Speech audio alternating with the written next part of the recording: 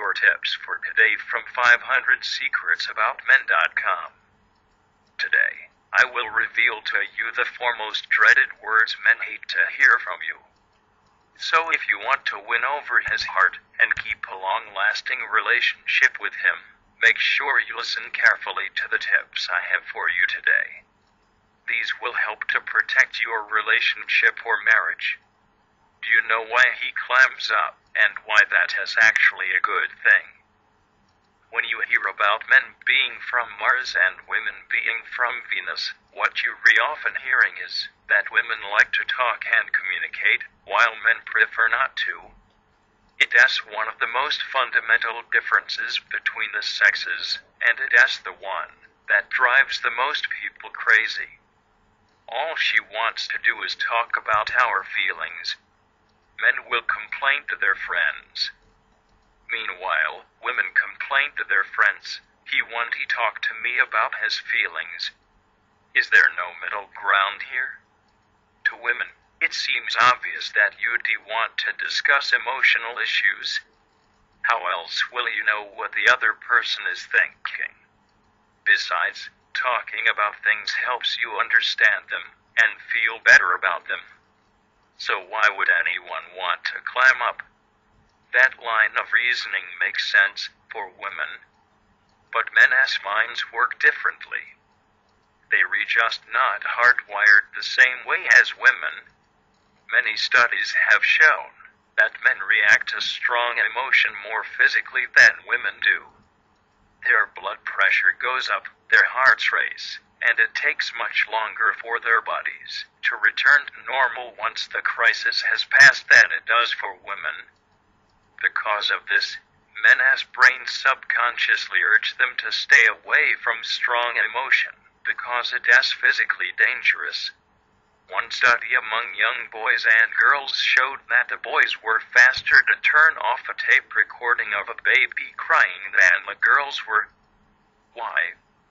Not because the boys were insensitive, but because they were more bothered by it. The boys were actually more sensitive to strong feelings, not less. And that is why they avoid it. It has been shown that old men are far more likely to die soon after losing a spouse, to die of grief, as they say, than old women are after losing theirs. Physically speaking, emotional problems hit men harder.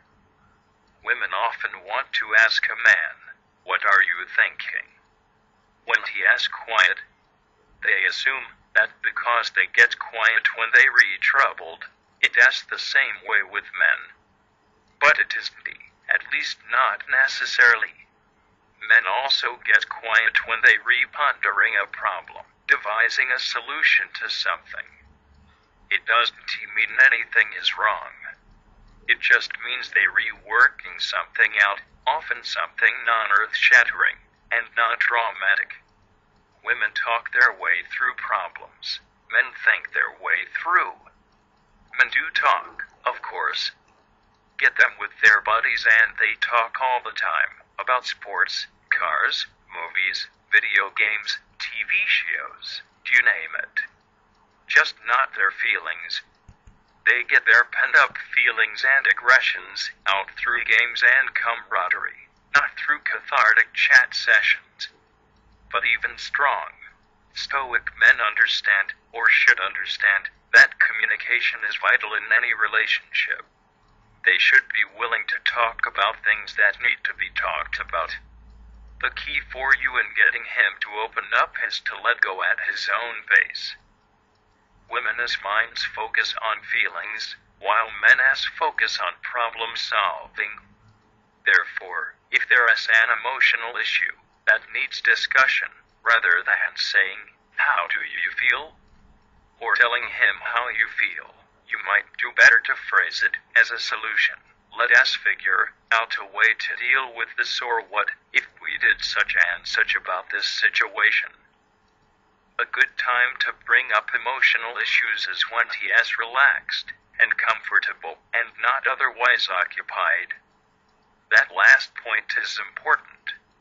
He is relaxed and comfortable when he is watching a football game on TV, but that is certainly not the time to interrupt him with this kind of talk.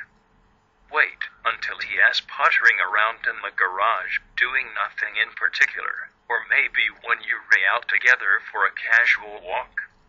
As with so many issues in dealing with men, it is important not to pressure him. If he feels like you're manipulating him into talking about his feelings, he'll clam up. So don't set up meetings. Do not say, "We need to talk." You can ask any man. Those are the foremost dreaded words in the English language. Instead, arrange a situation you both enjoy where talking will be feasible, going out to dinner, taking a Sunday drive, etc. Then, if the conversation comes around to the issues you want to discuss, it will be a natural progression, not an agenda. Above all, you should accept that men are different from women, and that is a good thing. Just because you're inclined to do something one way doesn't mean that is the right way. Let men be themselves. When they feel relaxed and safe, you may be surprised at the things they'll tell you. Do you know what your man wants in his relationship? Romance, love, and life, but will never, ever tell it to your face. Do you know how to find out whether he is in love with you? Get all your answers and solutions at 500secretsaboutmen.com. Sign up for your free video tutorials and useful guides worth a total of over $97 at 500secretsaboutmen.com. Or if you like to save a relationship and get an ex back, use our proven strategies at retrievealover.com.